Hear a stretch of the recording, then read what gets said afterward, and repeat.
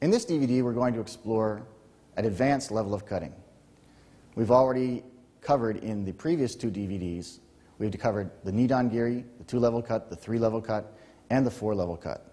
In this DVD, we're going to cover more cuts on a single mat and adding to it a flat cut, or Yoko Ichimonji. The first cut we're going to discover is a Godongiri, or a 5-level cut, cutting the mat into 6 separate pieces. We're going to start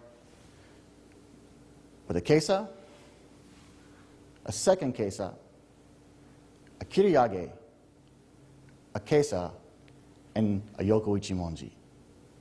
Be sure to keep your cases at a 45-degree angle if possible, and the Yoko Ichimonji as flat as possible.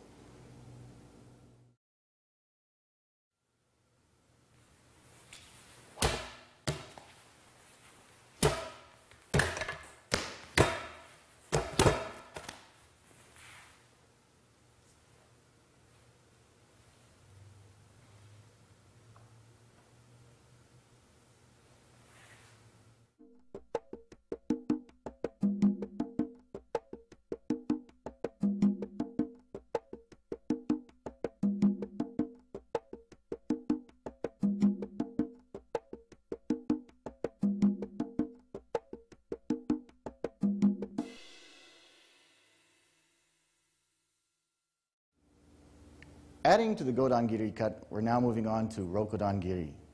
Rokodongiri is a 6-level cut. It's the final cut in this DVD series you'll be learning.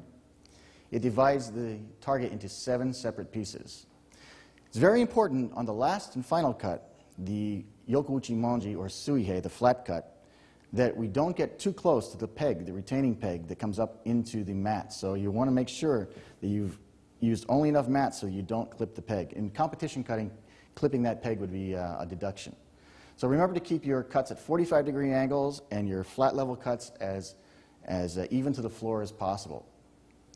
This technique starts with a left to right kesa, moving backward, a right to left kesa, another right to left kesa, a rising kiriage, another right to left kesa, and a flat Yoko Ichimonji or Suihei.